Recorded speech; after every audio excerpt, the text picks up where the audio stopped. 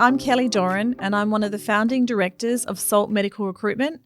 I specialise in delivering medical workforce solutions by connecting doctors and paramedics to opportunities in the not-for-profit, pre-hospital and secondary care space. In today's podcast, I'll be chatting to Professor Mark Hannaford about the work both Mark and his team at World Extreme Medicine have been doing to assist and support Ukrainian medics. In March 2022, Mark created a charity called Medics4Ukraine and launched an urgent fundraising appeal to supply desperately needed medical supplies to frontline medics in the Ukraine. The campaign has now delivered over £1.3 million worth of trauma kits, combat training and medical supplies. I'm very excited to be introducing my guest today, Professor Mark Hannaford, adventurer, pioneer and the founder of World Extreme Medicine and Medics4Ukraine. Mark, welcome to the podcast. It's an absolute pleasure to have you join me today. I'm really excited to be chatting to you about the work that you've been doing with Medics4Ukraine. Pleasure. Thank you for inviting me to join you. And it's a pleasure to talk to you my morning, your afternoon. So Medics4Ukraine, I think like lots of people, when the Russian invasion happened, we watched in utter amazement and horror. It was like Europe was stepping back 40, 50 years in its history. And then as a consequence, so the world as a whole as well. And I think initially we, wondered what we could do to help, to support the Ukrainians in their fight against the Russians. And I think we waited for a couple of weeks, I think, and held off because we wanted to see what the major agencies did in Ukraine.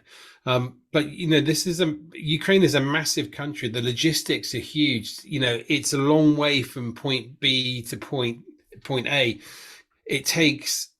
There's a huge population, and it was quite clear to us that actually the major agencies, whilst doing a great job, there just wasn't enough help going in.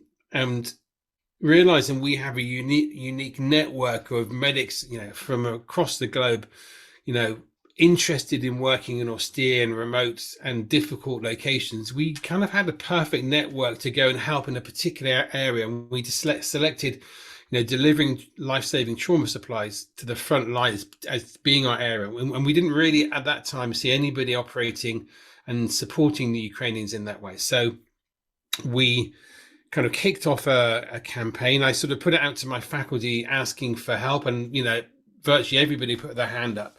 But in the end, an advanced paramedic from Italy, but based in the UK, Luca Alfrati, put his hand up, and he became my sort of ops director for this. And has done an amazing job sort of getting all these disparate pieces pulled together so that we can direct it at Ukraine. So we started off by running our first convoy, and it's kind of gone from, I think my expectations is, we might well raise a couple of $100,000 and it would, we'd run a couple of convoys, but then, people's enthusiasm to support us would dwindle, and, we would have done something good, but, 6 months, in fact, I don't know how many months later it is, 6 or 7 months later, we're getting close to £1.4 million worth of trauma supplies, and people are still,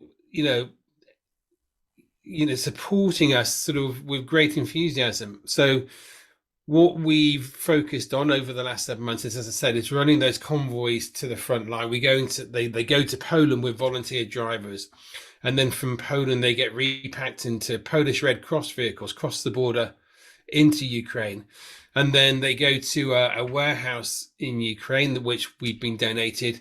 And then we use small cars and volunteers in Ukraine to deliver the supplies to the frontline units.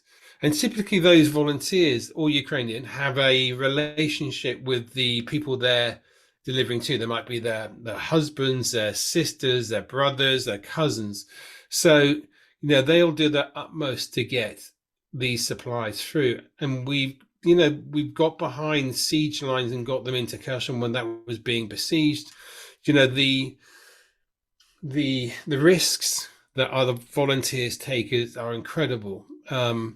But the supplies that they're delivering are absolutely essential for dealing with trauma on the front line. and we're delivering essentially trauma boxes. So the idea is each box gives a unit, or one medic rather, the ability to operate treating trauma injuries for at least a week or so. I mean, and it's to remember also, of course, this is the war zone they're delivering to, so there is a lot of trauma, but also primary care is also happens in war zones too. So there's, we're also sort of supplying primary care supplies as well.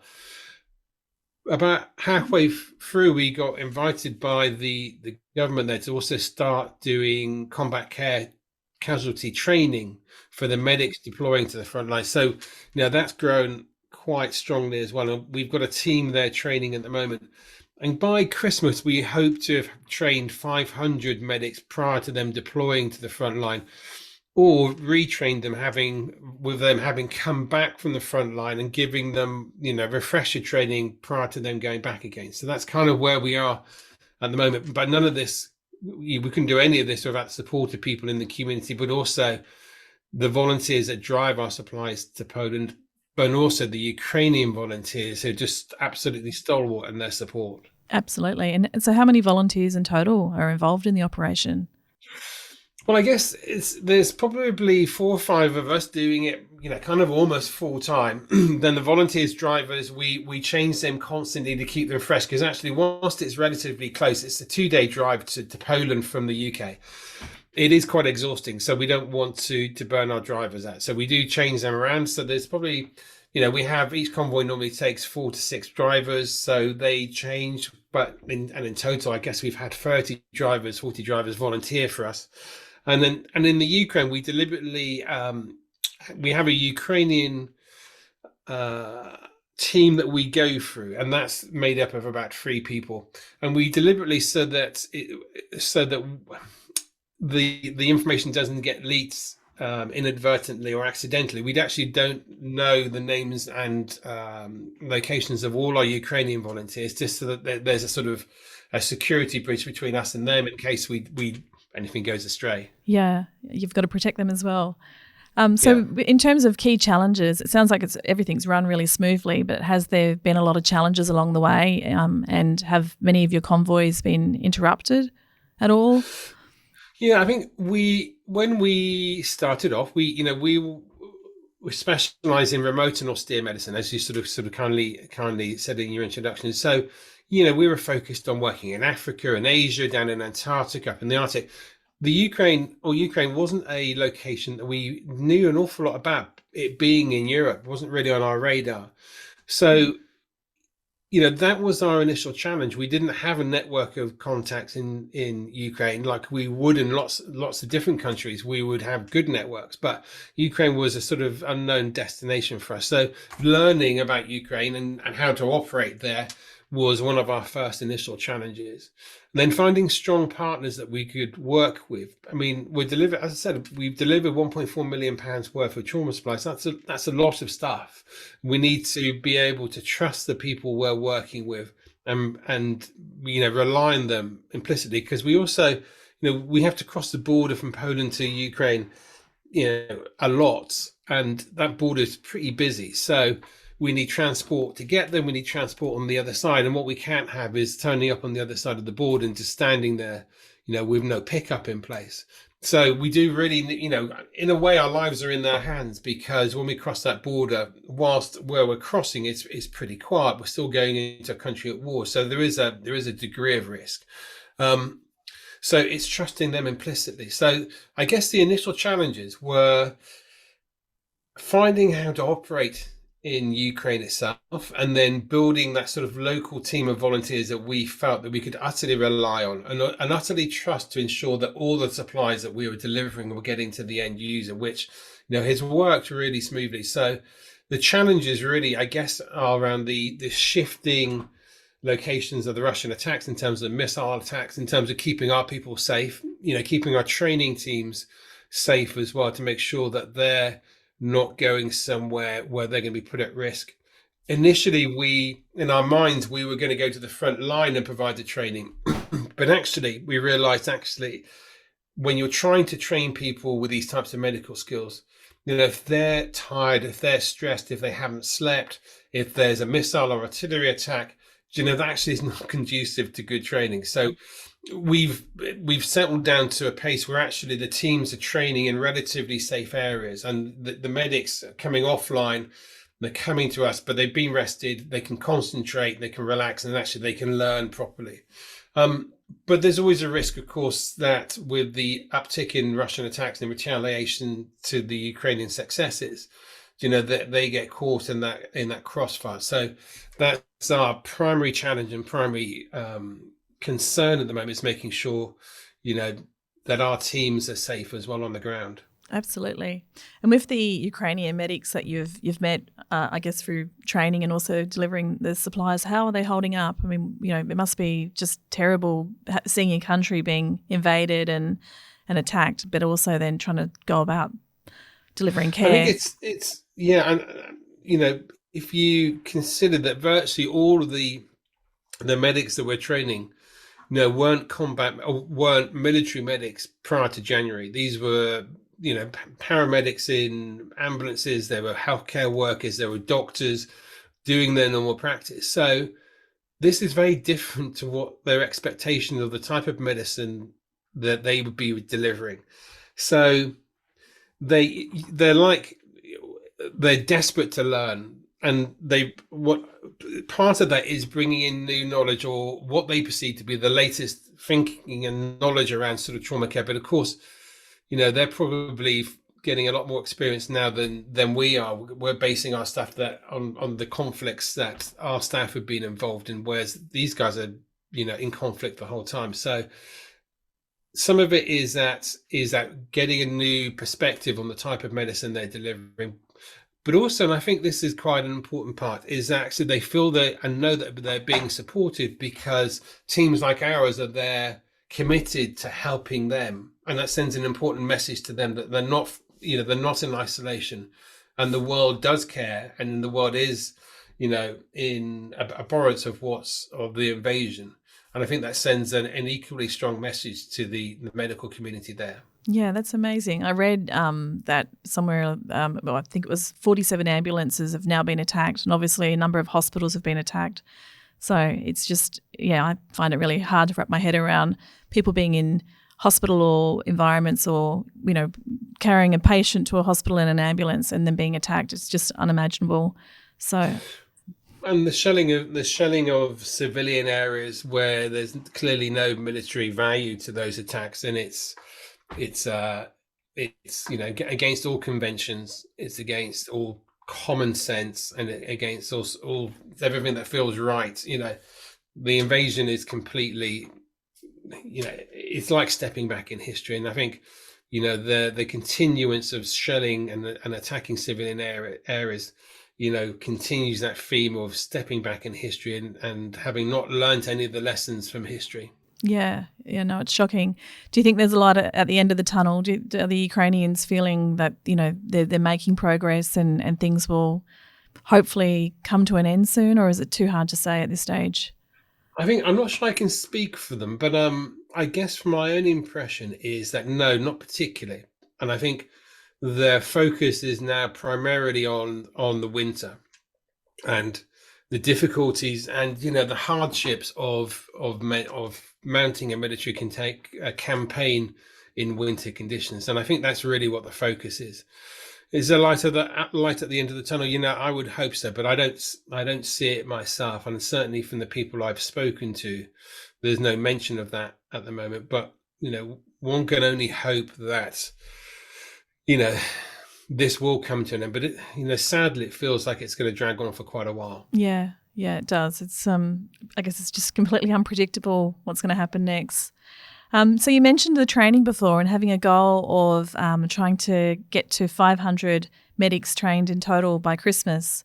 And at the moment, I think you mentioned you've trained somewhere around 300, or what sort of number are you up to? We because we've got a training team. As I said, we've got a training team there at the moment. We update the figures on a daily basis. So let me just see what they are now. So 324 as of yesterday, but as I mentioned, there's a training team there at the moment to be replaced by another training team next week. So we would hope that that'd get towards 380, and we've got training team going out next, 2 training teams going out in November, and the same again in December. So, for us, that's a really important figure. As that figure grows, because you do, getting the supplies there is really, really, it's critical. It's life-saving, but actually teaching and being able to share knowledge with the medics that are going to the front line, you feel like you're having a real impact on an individual level, but also in terms of, the medicine that's going out to the front line. So, the faster and quicker we can grow that figure, the happier we'll be. Absolutely. Have you found also that there's been a lot of medics from other countries that have gone to the Ukraine to help? Yeah, absolutely. I mean, we tend to be quite focused and I guess quite siloed in our we're a small organisation, so we are careful not to have mission creep and spread ourselves too thin. So we're quite focused and laser in what we're doing. But I know there are lots of my friends and lots of the World Extreme Medicine sort of community that have gone to Ukraine and given their medical skills to the system there. And to say that actually the hospitals in Ukraine are generally working pretty well. I mean, at times they are short of supplies, but the healthcare system there is coping well, and the medical community there is doing an amazing job of stepping up to the challenge of the invasion. And I guess the bit that we're sort of addressing is that kind of gap between what the medics there have been trained for and then what they're having to deliver now, especially because the morphology of injury there is different to a lot of other conflicts, in so much as we're not seeing as much gunshot wounds as we would have in Afghanistan and other places.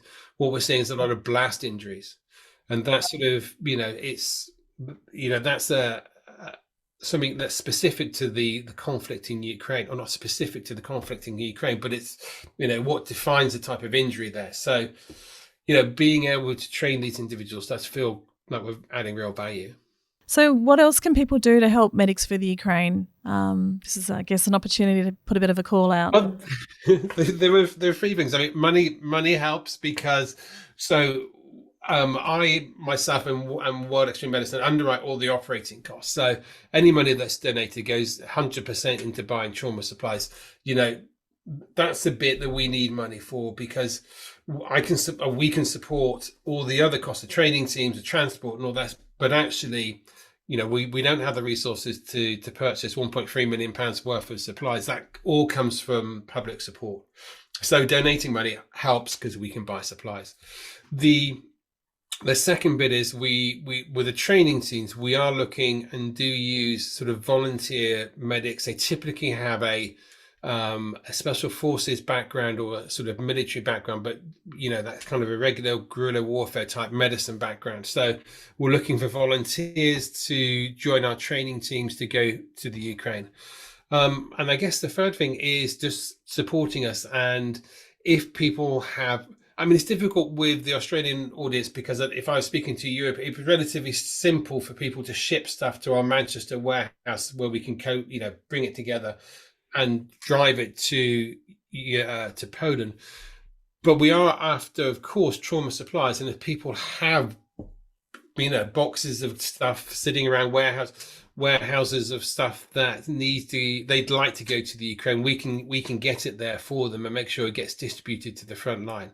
So it's kind of money helps. We're looking for sort of special forces experienced medics to join our training teams as volunteers, and then supplies if people have supplies that they can donate. But we do need them to come to Manchester or to Poland, where we can then take them across the border. Okay, no worries. Well, hopefully people in our audience can assist in one way or another. Thanks, Mark, for joining us today and for sharing your experiences and insights. I thoroughly enjoyed listening to everything that you shared with us today. Absolute pleasure, and thank you for inviting me to join you. No worries. Thank you, Mark. Take care. Cheers. Bye-bye. And thank you to everyone who's tuned in to our SALT Medics Purpose in Action video podcast. If you've enjoyed watching this interview and you'd like to show your support to Medics for the Ukraine, please remember to like, comment or share our podcast social posts. You can also donate to Medics for the Ukraine on their GoFundMe page, and you'll find the link in our bio. Thank you for your support as we stand with the Ukraine.